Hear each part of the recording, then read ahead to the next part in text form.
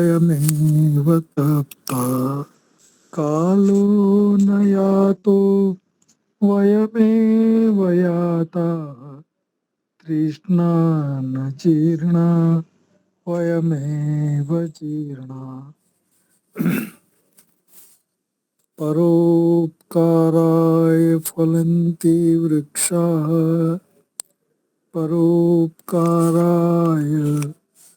वहन्ति नद्यः परोपकाराय दुहन्ति गावः परोपकारार्थम् इदं शरीरम्।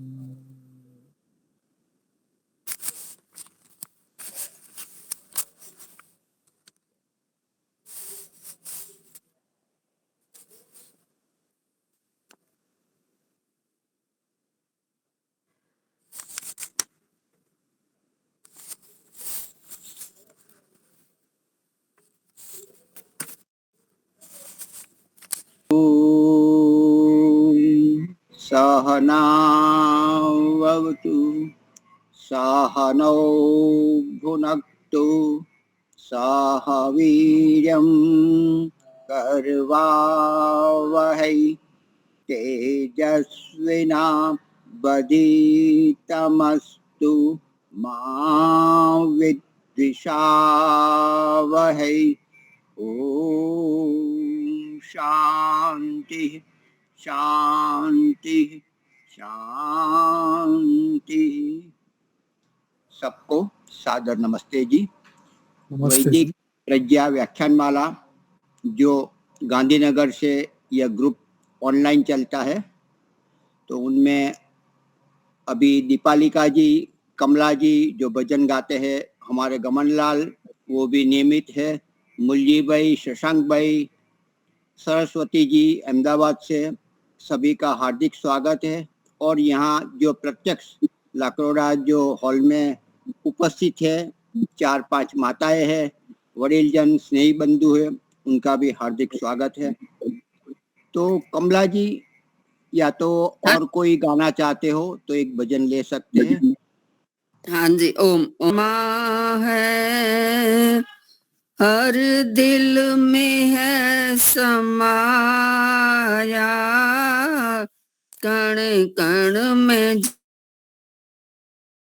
जो रमा है, हर दिल में है समाया, उसकी उपासना ही कर्तव्य है बताया, उसकी उपासना ही कर्तव्य है बताया, कण कण में जो रमा है, दिल सोचता है खुद वो कितना होगा, दिल सोचता है खुद वो कितना करीब होगा, उतना करीब जिसने संसार है बनाया, कण कण में जो रमा है, हर दिल में है समाया, कण कण में जो रमा है।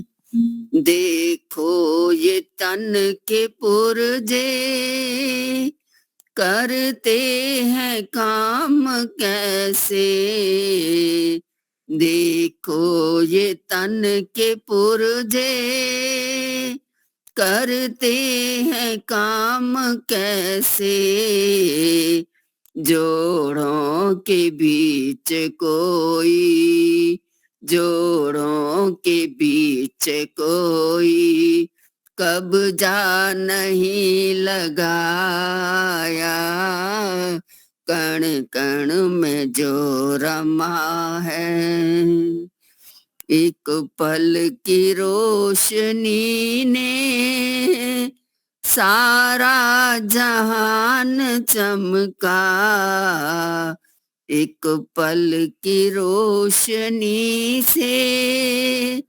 सारा जहान चमका। सूरज सा एक दीपक आकाश में लगाया, सूरज सा एक दीपक आकाश में लगाया। कण कण में जो रमा है, हर दिल में है समाया, उसकी उपासना ही कर्तव्य है बताया। देखो ये गोल धरती चक्कर लगा रही है, देखो ये गोल धरती चक्कर लगा रही है। फिर की बना के ऐसी तरकीब से चलाया, फिर की बना के ऐसी तरकीब से घुमाया। कण कण में जो रमा है, हर दिल में है समाया। कण कण में जो रमा है, हर वक्त बन के साथी रहता है साथ सबके, हर वक्त बन के साथी रहता है साथ सबके। नादान पथिक उसको तो समझ भी न पाया, नादान पथिक उसको तो समझ भी न पाया। कण कण में जो रमा है, हर दिल में है समाया। कण कण में जो रमा है, हर दिल में है समाया, उसकी उपासना ही कर्तव्य है बताया। कण कण में जो रमा है। धन्यवाद जी समय देने के लिए। मैं अपना एक विषय प्रारंभ करता हूँ, बाद में यहाँ पन्ना जी भी है, आ गए हैं, तो उनका मेरे वक्तव्य के बाद एक भजन रहेगा। तो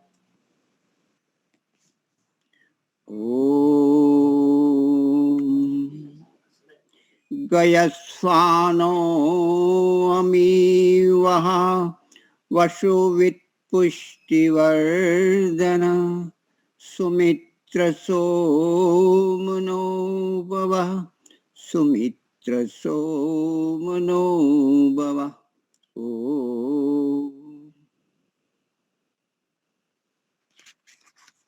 धर्म प्रेमी सज्जनों एवं मातृशक्ति,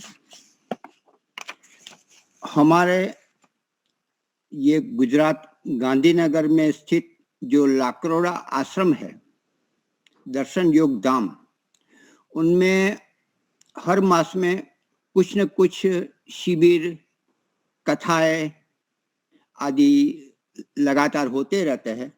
तो अभी अभी परसों रविवार को श्री कृष्ण कथा आचार्य अजय आर्य, जो हमारे गुजरात के भावनगर के हैं, बहुत ही बढ़िया वो दिन, रविवार का दिन हमने कृष्ण के नाम लिख दिया। इतना बढ़िया कथा, यही कथा अभी कुछ 2 मास पहले या 3 मास पहले माथेरान में की थी। और अन्य स्थान पे भी की थी। तो यह हमारे बिल्कुल नजदीक आई है, गुजरात में लाकरोड़ा में, तो हमने उनका लाभ मिला।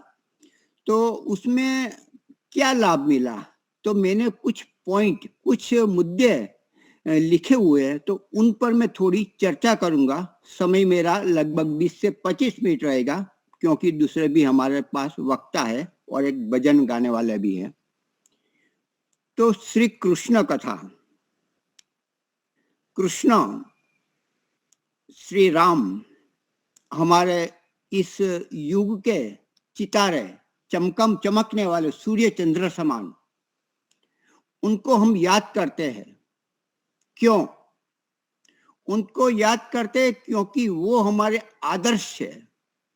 हमें गर्व होता है कि हमारे इस भूमि पर, इस पवित्र भूमि पर, भारत भूमि पर, आर्यवत भूमि पर ऐसे ऐसे ऋषि मुनि, संत महात्मा, राजर्षि, महर्षि भी हुए हैं। उनमें से अग्रता क्रम में 2 व्यक्ति है, श्री राम और मर्यादा पुरुषोत्तम, श्री राम और योगेश्वर कृष्ण, 2 सितारे।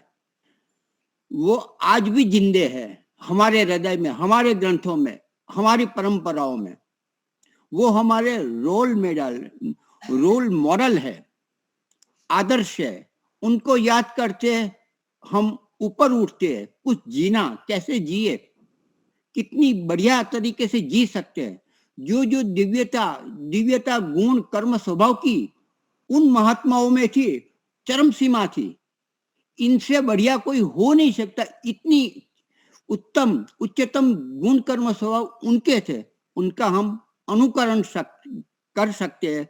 अच्छी तरह से संघर्ष के बीच में हम जी सकते हैं। तो आज के हम रोल मॉडल है। आज के रोल मॉडल हम देखते हैं। मैं अपनी भाषा नहीं बोलता, आचार्य जो कहा है वो मैं अपनी भाषा में प्रस्तुत कर रहा हूँ। रोल मॉडल हमारे हीरो हीरोइन होते हैं, उसके अनुसार हम कपड़े पहनते, उस प्रकार से चलते हैं।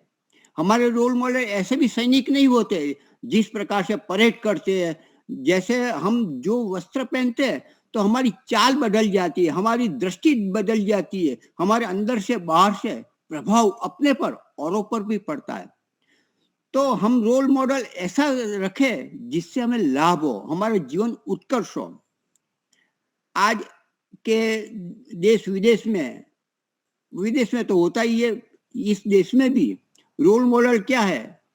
एक बड़ा काला पैंट पहना हुआ है, काला ऊपर का शर्ट है, उसमें अच्छी तरह से चश्मा काला लगाया है, काले बूट चमकते हैं, और फिर वो गोल घुमाते घुमाते हीरो की तरह आता है और सबको इस प्रकार से अभिवादन करता है।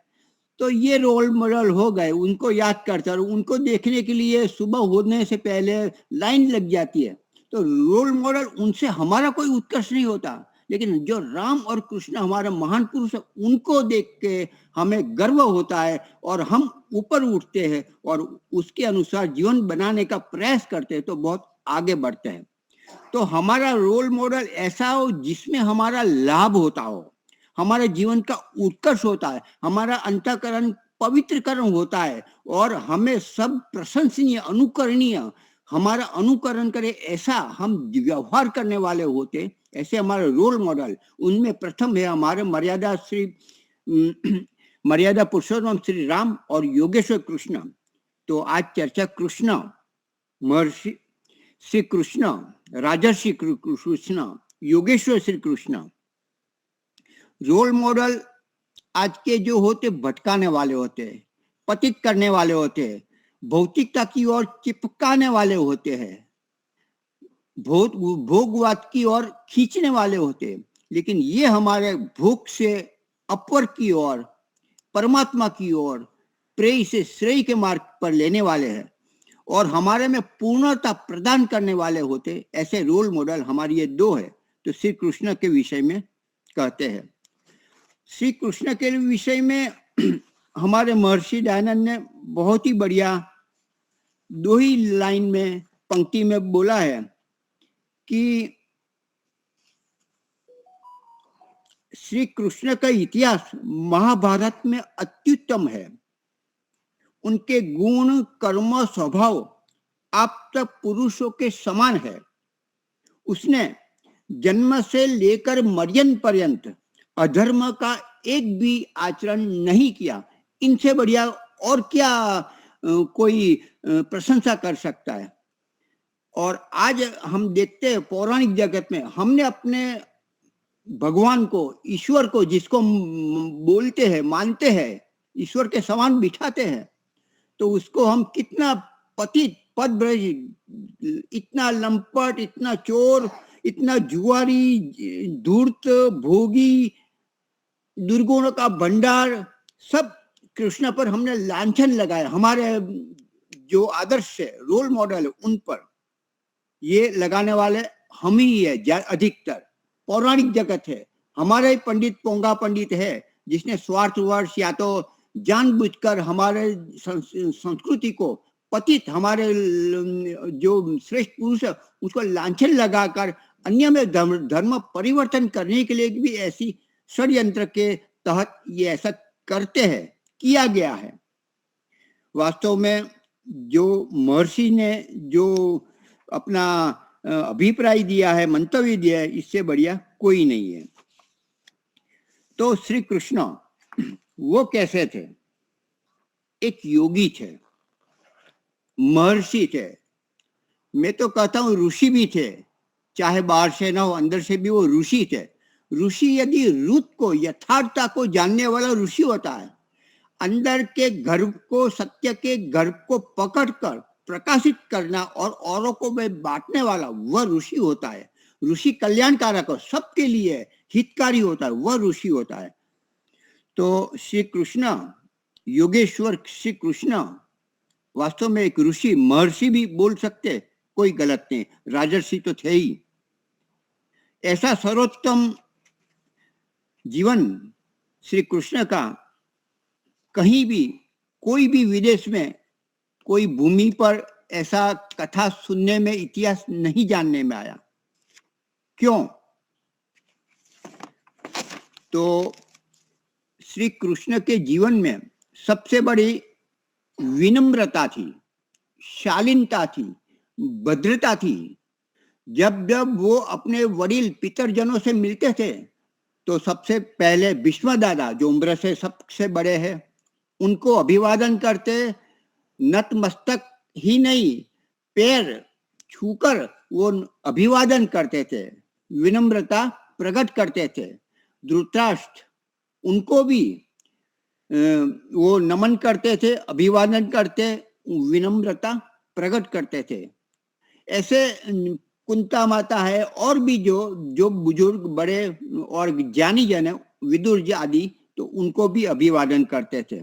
तो इतने बड़े महान राजा होते हुए भी विनम्रता, तो विनम्रता सबको, यह गुण सबको खींचते हैं, आकर्षित करते हैं, हृदय में वो स्थान जमा देते हैं। और अकड़ने वाले क्या होते हैं? टूट जाते हैं। अकड़ने वाले, ताड़ का झाड़ खड़ा होता है, अकड़ता है, तूफान आता है, गिर जाता है, लेकिन जो झुकने वाले, जो छोटे छोटे जो घास होते हैं, वो रह जाते हैं, जी जाते हैं।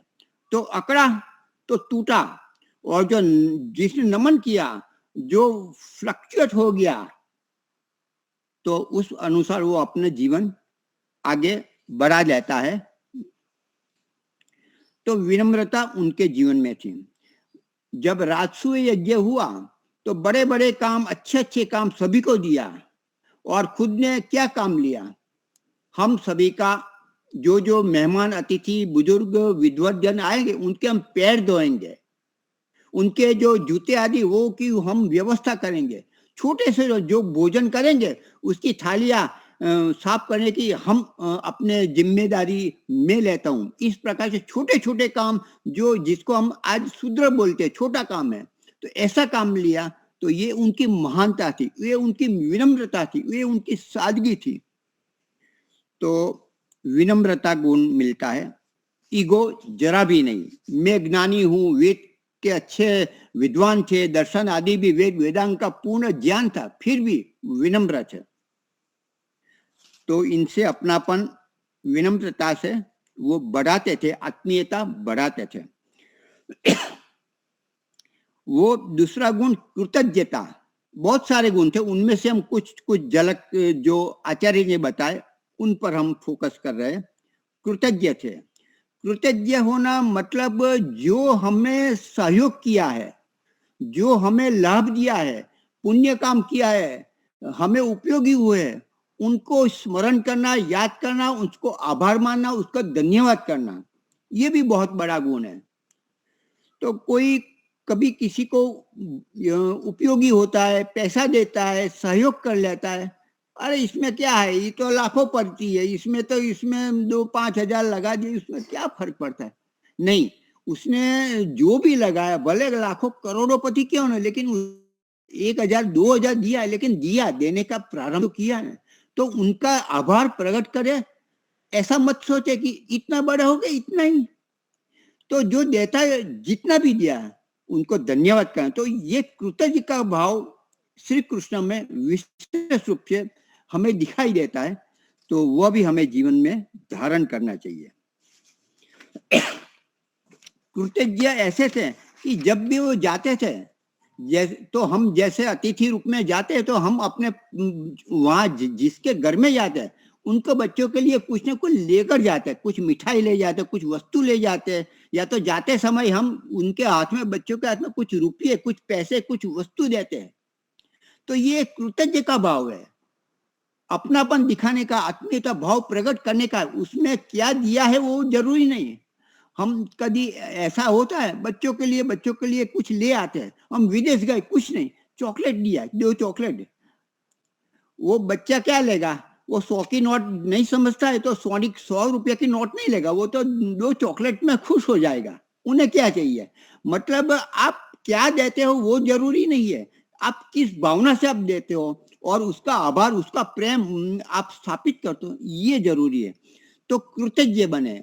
इसमें जिसने हमें सहयोग किया उसका कृतज्ञ, बार बार उसकी प्रशंसा प्रत्यक्ष रूप में करे, इतना भी ज्यादा न करे कि उल्टा प्रभाव पड़े, ऐसा भी नहीं हो जाए। लेकिन हमें किसी भी तरह कुछ नहीं तो आभार तो प्रकट करना चाहिए, भले कुछ लौटा ना सके, ऐसा भी हो सकता है। जिससे हमें सहयोग दिए उसको हम सहयोग न कर सके, लेकिन जिस ऐसा ही कर्म हम औरों को सहयोग करके कर सकते, ऐसा भी कर सकते। तो ऐसे कृतज्ञ भाव हमें प्रकट करना चाहिए। छोटे बच्चे, नादान है, सेवक आदि, उनको कुछ ना कुछ देना चाहिए। हम बड़े बड़े लोगों, बड़े कार्यक्रम में जाते हैं, लेकिन छोटे आदमी को भूल जाते हैं। आचार्य हमारे जो मैं उनके साथ घुमा हूँ, अजय जी, उनके साथ जब आश्रम में जाते थे, तो वो उनके प्रधान के मिलते थे, मंत्री बोलते, मीटिंग करते सब, लेकिन वो रसोई घर में जाते थे और छोटे जो कारीगर है, काम करने वाले, बर्तन भाई, उनको 200 दे देते थे, 200-500 जो भी, औरों को भी वो दे। तो इससे छोटे आदमी को याद करने से आप उनके हृदय में स्थापित हो जाते हैं, आपका भाव उनके ध्यान में है, वो आपके लिए मर फिटेगा। तो ये भी बड़ा, छोटे छोटे आदमी को, छोटे छोटे व्यक्तियों को भी याद करना चाहिए। बड़े बड़े फंक्शन है, लेकिन जो पीछे जो बर्तन धोने वाले हैं, तो और जो काम, उनको भी हमें याद करना चाहिए। उससे आपका पवित्रकरण अंदर से होता है। उनमें धैर्य भी था, द्रुति, धैर्य, द्रुति होना, धीरज होना। दूसरी भाषा में कहे, समता में थे। चाहे दुख हो, सुख हो, अच्छे दिन हो, बुरे दिन हो, अनुकूलता हो, प्रतिकूलता, सभी स्थिति में एक रस, एक समान, सभी समानता, कोई फर्क नहीं। उसको माला पहना है, हीरो की हो तो भी क्या, और उसके लिए गाली भी कितनी दो, कुछ नहीं, वैसे के वैसे, अंदर से भी नहीं, बाहर से भी नहीं। ऐसे समता में रहने वाले, धैर्य धारण करने वाले, द्रुति को अपनाने वाले, ऐसे महान पुरुष हमारे श्री कृष्ण थे। तो कैसी भी स्थिति हो, वो समता में रहेंगे और जो करना चाहिए निर्णय, और उस अनुसार वो व्यवहार करते थे। जब हम धैर्य खो देते हैं किसी भी, और धैर्य खोकर जो निर्णय होता है वो लगभग नुकसानकारक होता है हमारे लिए, औरों के लिए। वो इकट्ठा नहीं, लेकिन दूर करने वाला निर्णय होता है नुकसानकारक होता है। तो स्थिरता पूर्वक रहने से हम निर्णय भी ठीक कर लेते हैं, व्यवहार भी ठीक कर लेते हैं और दूसरे के हृदय में स्थान भी प्राप्त कर सकते हैं। वो निरोगी थे, रागी मोही बिल्कुल नहीं थे, सभी के साथ प्रेम, समान प्रेम। सुखी कौन होता है?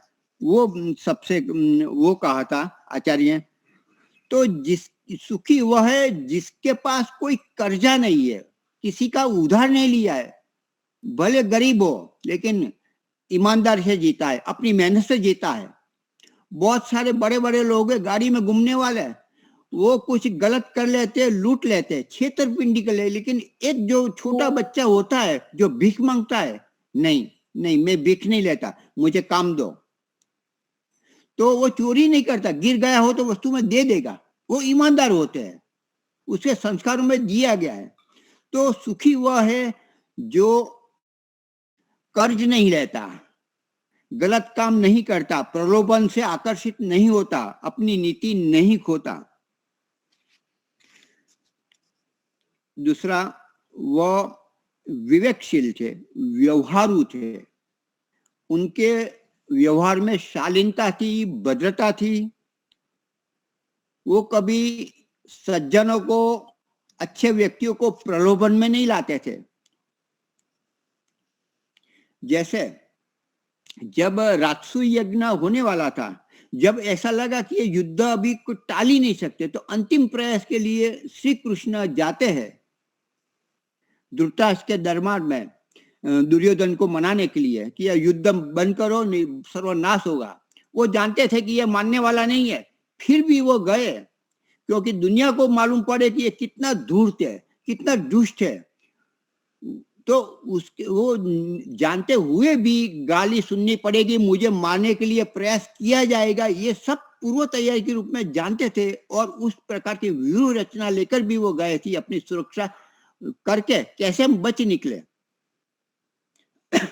तो फिर भी तो उसने क्या किया, भोजन के लिए दुर्योधन ने कहा कि मेरे यहाँ आप भोजन करिए, आप जो मांगे सब व्यवस्था होगी, गाड़ी, रथ, भोजन, सब तरह से सुविधा, आप जो मांगो उससे भी आपको कल्पना नहीं की इतनी बढ़िया मैं दूंगा। फिर भी उन्होंने विदुर जी की घर गए और वहां उनका भोजन किया, सादी भाजी और जो रोटी रोटला बोलते हैं गुजरात में, तो वो उन्हें ग्रहण किया। क्यों ऐसा क्यों? तो उनका भी उसने कहा कि दुर्योधन मैं तेरे यहाँ खा सकता हूँ। तो 3 कारण बताए कि ऐसी कोई आपातकाल मेरी कोई समय मेरा काल नहीं आपातकाल जिससे मुझे तेरे यहाँ पे खाना पड़े।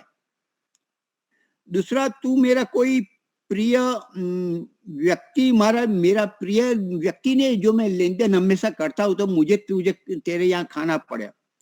और तीसरा ये भी है कि तू मेरा ऐसा मित्र भी नहीं है को मन से भी इस प्रकार से हम हमारे इस प्रकार मित्रवत व्यवहार हो। और वो तो हम सब जानते हैं कि क्या क्या मारने के लिए, पांडवों को मारने के लिए दुर्योधन आदि सारी टीम ने कितने 3-4 बार तो ऐसे मारने के लिए अंतिम प्रयास किया गया। तो इनमें से 3 में से ऐसा कोई भी कारण नहीं जिससे मैं भोजन करूं। तो इस प्रकार से वो वहां से विदुर जी के वहां भोजन किया। तो मतलब इतने व्यवहारू, इतने प्रेम से बात करके, अपनी बात निकाल करके, और जो कितना दुष्ट है वो दुनिया के समझ प्रकट करके अधर्म के मार्ग में, जहां आप लोग राजा अधर्म के मार्ग के पक्ष में हो, तो उनका जो आत्मबल, जो लड़ने वाले का, शत्रु का वो आत्मबल वो गिरा देते हैं। ऐसा व्यवहार करके दुष्ट की दुष्टता प्रकट करके परोक्ष रूप में, तो इस प्रकार से जो एक शालीनता, एक कूटनीति प्रकट करते, वो बहुत ही बढ़िया थी। और आगे बढ़ते हैं। उनका व्यवहार आत्मवत था, अपने मुझे जो पसंद है ऐसा अच्छा व्यवहार अन्यों के साथ करते थे। अन्यों को जो कोई पसंद नहीं है ऐसा दुर्व्यवहार किसी से भी, प्राणी मात्र से भी नहीं करते थे। ऐसे आत्मव्यक्त व्यवहार करने वाले थे वो। अपने ऐसा भी नहीं कि एक बार वो मथुरा नगरी छोड़ दी, वृंदावन छोड़ दिया, फिर देखा ही नहीं, ऐसा भी नहीं होता है। ऐसा मानो हम भी नहीं करते। जहाँ बचपन हम खेला हो, हम वहां जाए नहीं, लेकिन हम भूल जाए, मित्रों को भूल, ऐसा हो ही नहीं सकता। सामान्य आदमी नहीं होता। तो ये तो महर्षि थे, एक राजर्षि थे, एक योगी थे, तो ये कैसे कर सकते? तो वास्तव में वो सभी को समय समय अनुसार वो याद स्मरण करते थे और उनको सम्मानित भी करते थे। तो इस प्रकार से आत्मवत व्यवहार कर रहे थे, भद्र व्यवहार कर रहे थे, शालीन व्यवहार करते थे। अपने अनुकूल, अपने को अच्छा लगे ऐसा व्यवहार औरों के साथ भी करते थे, चाहे छोटा सा छोटा क्यों ना। सुदामा को देखो तो सुदामा वो अपने बचपन का यार मित्र है, लेकिन वो कितना दौड़ के वो उसको भेंट करते, प्रेम से मिलते हैं। तो ऐसा व्यवहार कोई आज नहीं करेगा। आज ऐसी स्थिति है कि आज हमारे आईएएस आईपीएस अधिकारी हो, उनके घर में बड़ा फंक्शन हो और वो उसके माता पिता जो किसान हो, गरीब हो, गंदे कपड़े सामान्य रूप से ऐसे शादी करने वाले, उनको अपने अंडरग्राउंड में छुपा देते हैं, नहीं दिखाए। ये स्थिति आज की ये वास्तव में है।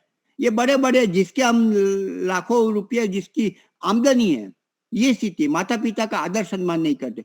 तो ये जब बहुत काल तक अपने रासु यज्ञ के लिए श्री कृष्ण रुके थे, तो माता पिता को उसने याद किया कि मेरे माता पिता का मैंने बहुत समय हुआ मैंने दर्शन नहीं किए, तो मुझे दर्शन करने के लिए मुझे 2 दिन के 1 दिन के लिए मुझे हे राजर्षि युधिष्ठिर मुझे जाने दो।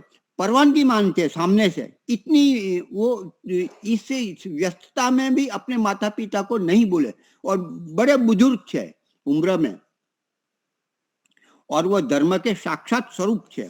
अंतिम बात आगे तो बहुत लंबा है, वक्ता भी हमारे और है, तो आगे मैं चलता हूं। हमारा रोल मॉडल श्री कृष्ण जैसा होना चाहिए।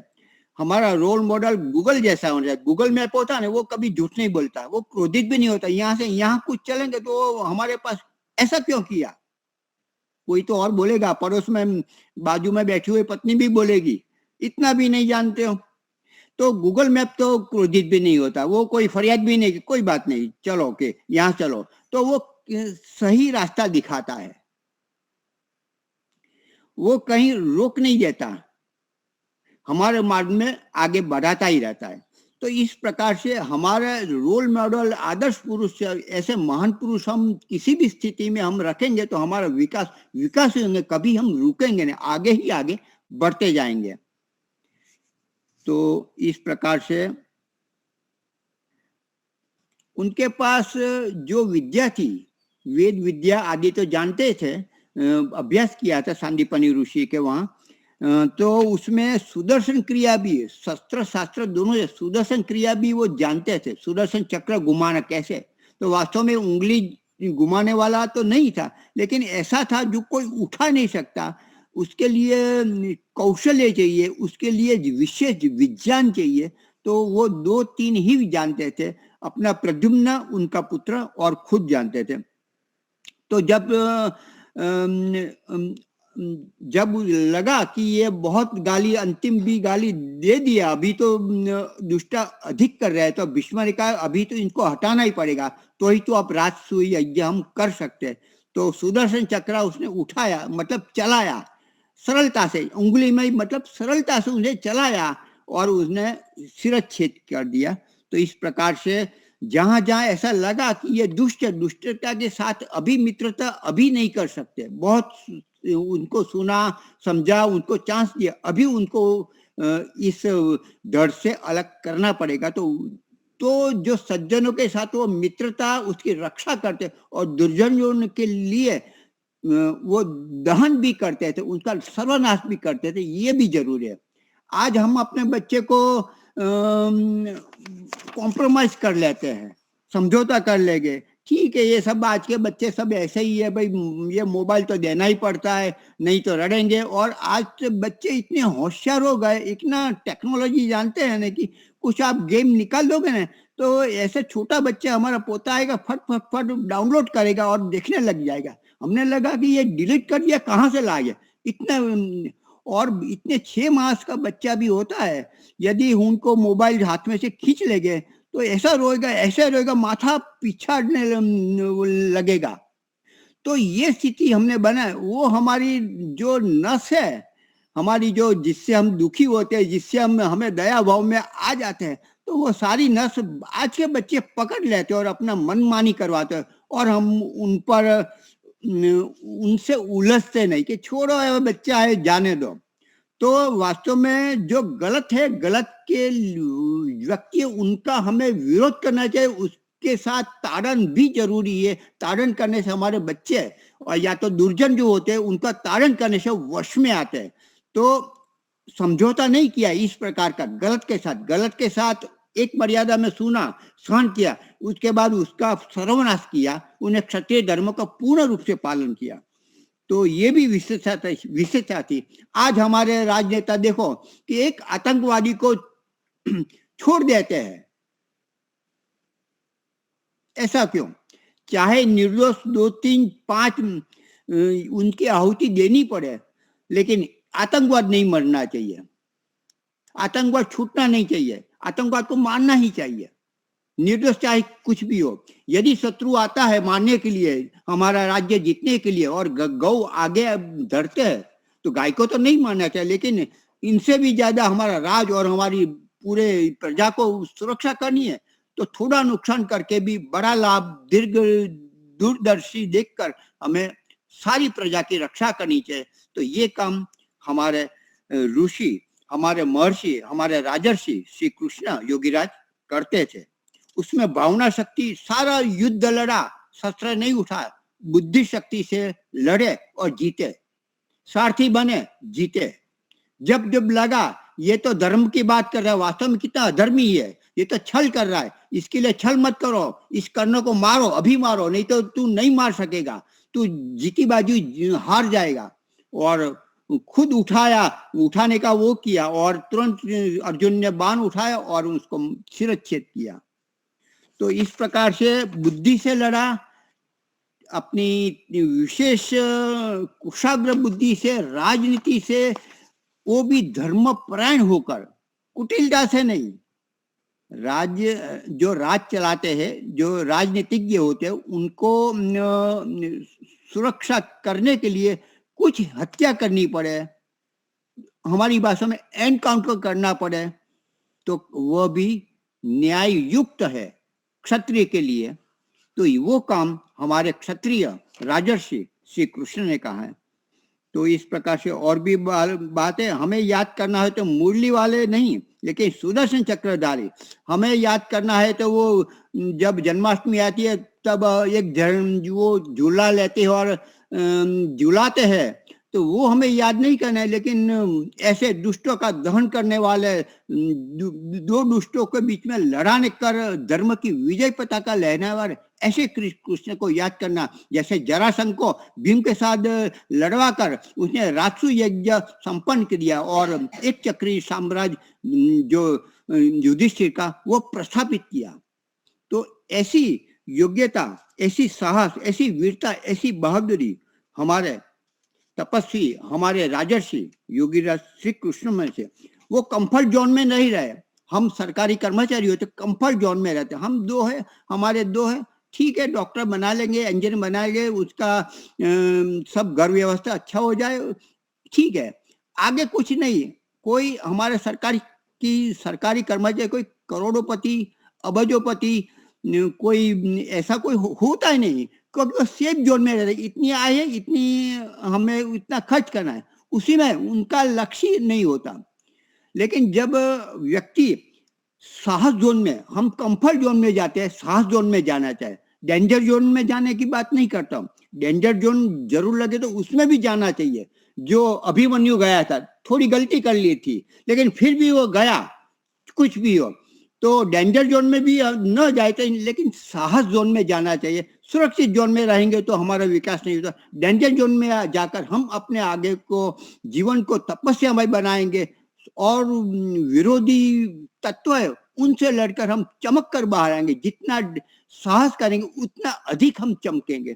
तो इस प्रकार से हम श्री कृष्ण से बहुत सारे गुण है, तो उनमें से जो जो हमें अच्छे लगते हैं, प्रभावित करते हैं, उन गुणों को बार बार चिंतन करके हमें अपने आप को उत्साहित करना पड़ता है। हम आज संध्या करते हैं लेकिन उत्साहित नहीं रहते। संध्या हवन में हमेशा धर्म का पालन करने में हमेशा तैयार रहे। स्वामी जी बहुत अच्छी भाषा, महर्षि दयानंद का, अच्छे धर्म के कार्य करने में हमेशा तत्पर रहे। हाँ, तत्पर रहे। तो हम हवन करने के तत्पर नहीं है, हम संध्या करने का तत्पर नहीं, क्योंकि मजा वो जो आनी चाहिए वो आती नहीं। ऊपर ऊपर से हम बोल लेते करनी चाहिए, ऋषियों ने कहा है कर लेते हैं, पढ़ना चाहिए, श्री कृष्ण का जीवन पढ़ना चाहिए, इससे अच्छा है, पढ़ लेते हैं, लेकिन अंदर से उसको पढ़े बिना रहेगा नहीं।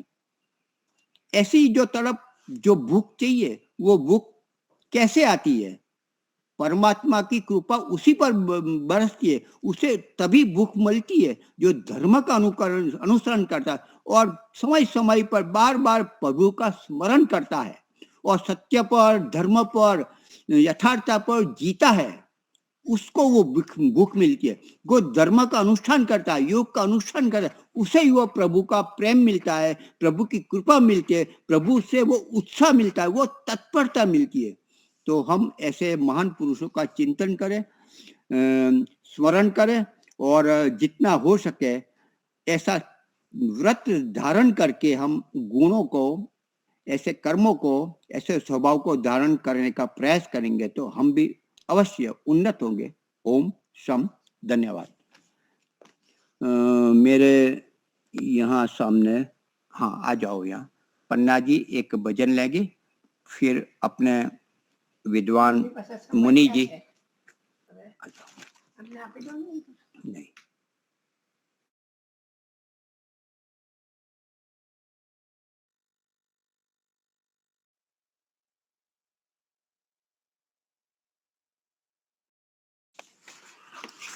ओम, सबको सादर नमस्ते जी। परमात्मा की महत्ता समझाने का ये भजन है। किसने दीप जलाया, किसने दीप जलाया, दीप जला कर किया उजाला, दीप जला कर किया उजाला, अपना आप छिपाया। ओ किसने दीप जलाया, ओ किसने दीप जलाया, लहर रहा आँखों के आगे, लहर रहा आँखों के आगे, सागर यह सुषमाता। ओ किसने दीप जलाया, किसने किसने रोप दिया जल थले को, किसने रूप दिया जल थले को, किसने व्योम सजाया। ओ किसने दीप जलाया, स्रोत कहाँ है इस सागर का, स्रोत कहाँ है इस सागर का, है कितनी गहराई, है कितनी गहराई, सागर ने क्यों अपने भीतर, सागर ने क्यों अपने भीतर अपना आप छिपाया। ओ किसने दीप जलाया, दीप जला कर किया उजाला, दीप जला कर किया उजाला, अपने आप छिपाया। ओम किसने दीप जलाया, है वह कौन कहाँ खावासी, है वह कौन कहाँ का वाशी, कैसे कोई बताए, कैसे कोई बतावे। नहीं किसी ने देखा उसको, नहीं किसी ने देखा उसको, संत जनों ने गाया। किसने दीप जलाया, दीप जला कर किया उजाला, दीप जला कर किया उजाला, अपने आप छिपाया। ओम किसने दीप जलाया, किसने दीप जलाया। ओम सबको सादर नमस्ते जी। चलो बहुत बढ़िया। तो आज के हमारे दूसरा वक्तव्य है जो लाकड़ोरा में जो शिविर क्रियात्मक योग शिविर होने वाली है परसों से, तो वो आए हुए हैं मथुरा से हमारे सत्य मुनि जी, तो उनको मैं निमंत्रित करता हूँ। ठीक है, आप जरा एडजस्ट करना इसको। अच्छा, अपने पर करना है। ठीक, तो ले लो। ठीक, यहाँ से।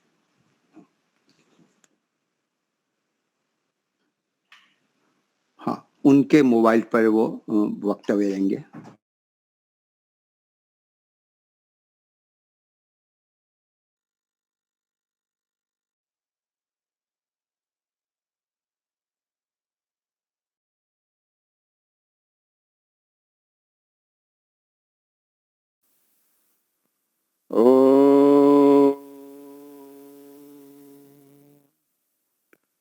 अग्ने नय सुपथाराय अस्मान् विश्वानि देववयुनानि विद्वान् युयोध्यस्मज्जुहुराणमेनो भूयिष्ठान्ते नमक्तिं विधीम, भूयिष्ठान्ते नमक्तिं विधीम। ओम असतो मा सद्गमय तमसो मा ज्योतिर्गमय मृत्युर्मामृतंगमय। ओम शांति शांति शांति। इस वैदिक प्रज्ञा व्याख्यान माला में उपस्थित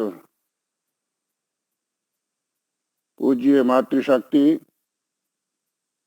भद्रजन व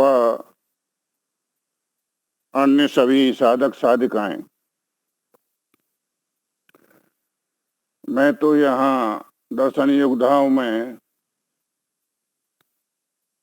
आत्म साधना शिविर में भाग लेने के लिए उपस्थित हुआ हूँ, किंतु आज प्रातःकाल मुनि महेंद्र जी का आदेश हुआ कि नहीं, आप 15-20 मिनट हमारे साधकों को कुछ प्रवचन पाठन करिए। तो कदाचित मैं यहाँ पर उपस्थित हुआ हूँ। यद्यपि मैं इस वेदी के लायक विद्वान नहीं, मैं तो एक छोटा सा साधक हूँ, आप में से ही एक हूँ। आवाज पहुंच रही है सबके पास? दीपालिका हाँ जी। जी? हाँ वो आ रही है। तो मैं अब जो भी समय है 10-15 मिनट का, इसमें पिछले दिनों जैसे वैदिक जीवन को लेकर के मेरे व्याख्यान चल रहे थे, उसी बात को मैं थोड़ा आगे बढ़ाऊंगा।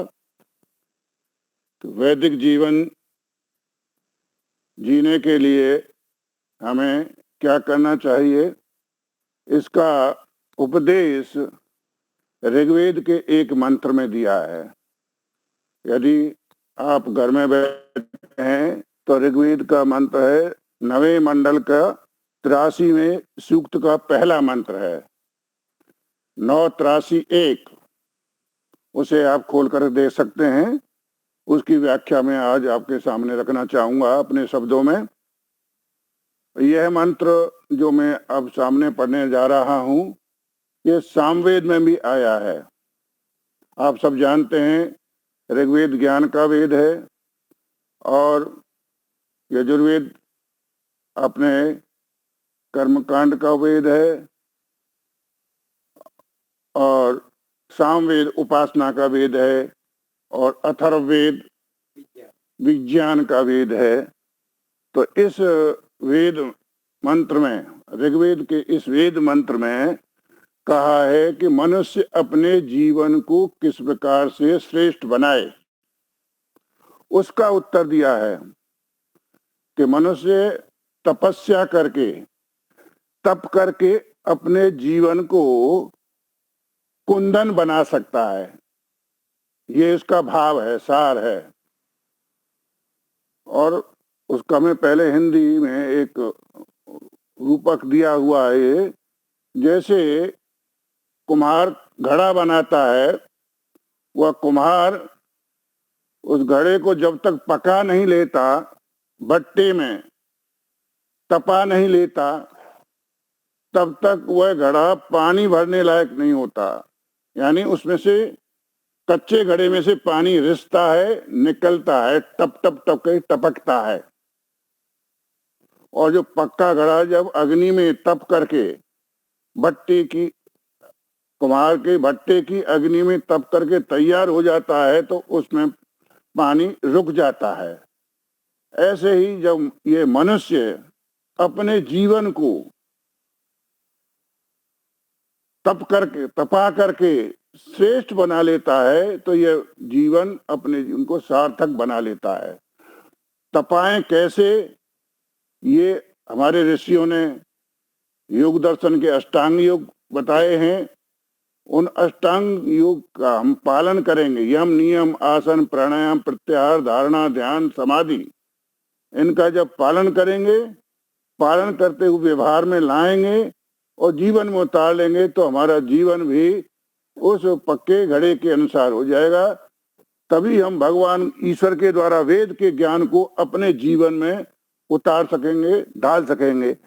मंत्र इस प्रकार है, विततम पवित्रम ते विततम ब्रह्मणस्पते प्रभुर्गात्राणि पर्येषि विश्वतः अतप्त तनुर्न तदामो अश्नुते श्रुतास इद वहंत तद समासतः। इसमें दो शब्द बहुत ही महत्वपूर्ण हैं। एक तदाम, तद आम, आम कहते हैं कच्चे को, अध पके को। ये आम फल वाला आम नहीं, संस्कृत का आम है, वो आम है अध पका या कच्चा। और श्रुतास कहते हैं पका हुआ, ठोस। जब हम बना लेंगे अपने जीवन को, तब एक एक पद को मैं अभी स्पष्ट कर रहा हूं कि यहाँ ब्रह्मणस्पति, ये ब्रह्मांड के स्वामी परमात्मा के लिए संबोधन है कि पवित्रम, कि वह ब्रह्मणस्पति ते पवित्रम विततम, कि हे ब्रह्मणस्पति ब्रह्मांड के स्वामी, ते पवित्रम, तेरा पवित्र कारक क्या है? पवित्र कारक भगवान का पवित्र है ज्ञान। भगवान ने जो वेद रूपी ज्ञान हमको दिया है, ये पवित्र ज्ञान है। ये ज्ञान की सामर्थ्य जब जो सब जगह फैली हुई है, परमात्मा सब जगह व्याप्त हैं, सर्वत्र फैले हुए हैं, ऐसे पवित्र ज्ञान जो सर्वत्र फैला हुआ है, उस पवित्रता के साथ हे प्रभु गात्राणी, मेरे इस शरीर के अवयवों को, मेरे साधक कह रहा है कि मेरे इस शरीर के अवयवों को, अंगों को तू चारों ओर से, विश्वतः चारों ओर से, सब ओर से, परेसी यानी तू प्राप्त हो जा, यानी मेरे शरीर को तू प्राप्त हो जा। यहाँ परिएसी, परि माने चारों ओर से, विश्वतः सब ओर से, एसी माने प्राप्त हो जा। एसी में ई धातु है, ई धातु के रूप चलते हैं, एति, एतः, यंती, एसी, एथा, एथा, एमी, एवा, एमा। तो ये परेसी का परिएसी, ये व्याकरण की भाषा में बता रहा हूं मैं आपको। तो प्राप्त हुए, और कैसे प्राप्त? अतप्त तनु, क्यों प्राप्त करो? क्योंकि अतप्त तनु, माने नहीं, तप्त माने तपा, जो तपा नहीं है, तनु माने शरीर। तुम्हारा यदि शरीर तपा नहीं है तो क्या करोगे? तुम अध पके रह जाओगे, कच्चे रह जाओगे। कैसे रह जाओगे? जैसे कि कुम्हार का कच्चा घड़ा। तो जब तुम अपने शरीर को तपा लोगे तो परमात्मा के वेद रूपी ज्ञान को आप अपने अंदर हृदयंगम कर सकोगे, उतार सकोगे और अपने जीवन को श्रेष्ठ बना सकोगे। तो तत् उस पवित्र ज्ञान रूप परमेश्वर को न अश्नुते तुम प्राप्त नहीं कर सकते जब तक अतप्त तनु न अश्नुते। अश्नु धातु है प्राप्त करने के लिए। तुम्हारा जो तपा हुआ शरीर नहीं है, तुमने वेद के ज्ञान के द्वारा और योग के साधना के द्वारा अपने शरीर को तपाया नहीं है, तो तुम उस परमात्मा को प्राप्त नहीं कर सकते। ये भाव है। तो श्रतासः इतो, श्रतास माने इसे पकाओ, इसे श्रेष्ठ बनाओ। कैसे बनाओगे?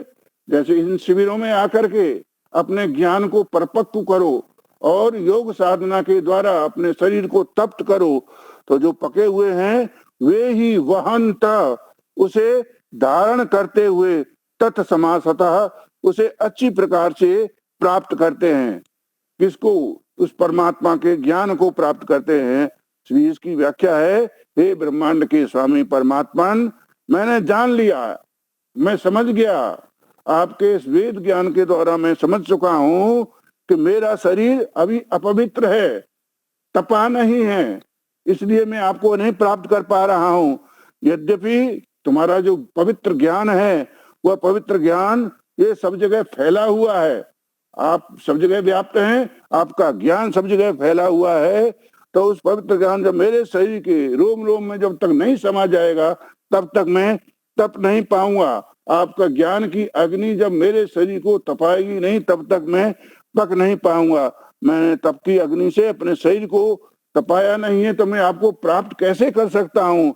बिना आग में तपाए मिट्टी के घड़े में जैसे पवित्र कारक जल नहीं ठहर सकता, उसी प्रकार से मैं भी आपके इस पवित्र ज्ञान को अपने शरीर के अंतर्गत, अपने ज्ञान के अंतर्गत, अपने मस्तिष्क के अंतर्गत नहीं ठहरा सकता, नहीं प्राप्त कर सकता, धारण नहीं कर सकता।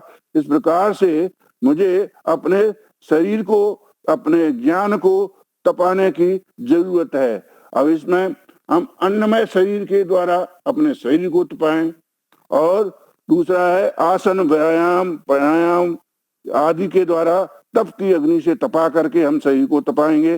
जब ये हम समझ जाएंगे, तब हमारा योग साधना का जो मार्ग है वो आगे अग्रसर होगा, बढ़ पाएगा, और हमारा जो मानसिक ज्ञान है, मानसिक साधना है, वो आगे बढ़ पाएगी।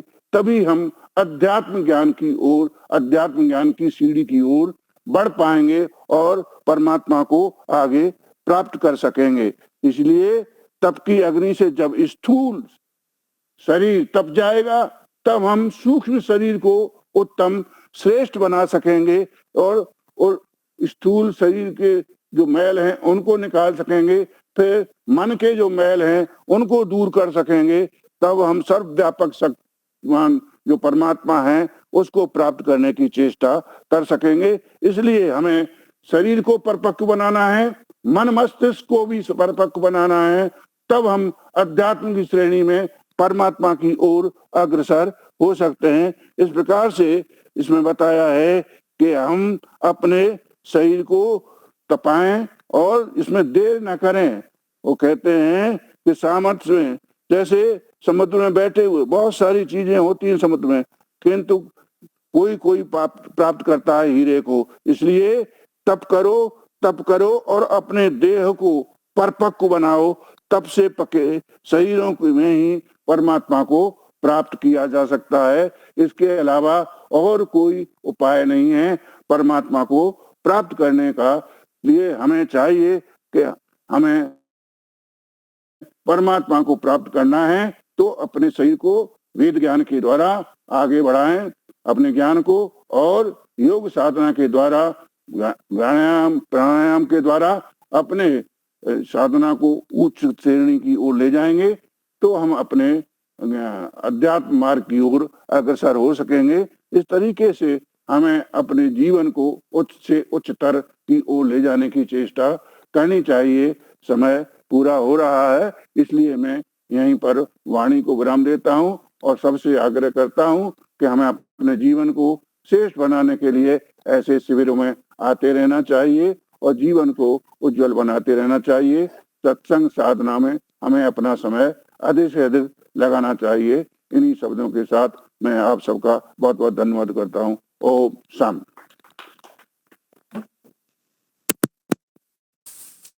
खूब धन्यवाद हमारे मुनि सत्य मुनि जी जो मथुरा से पधारे हैं आज।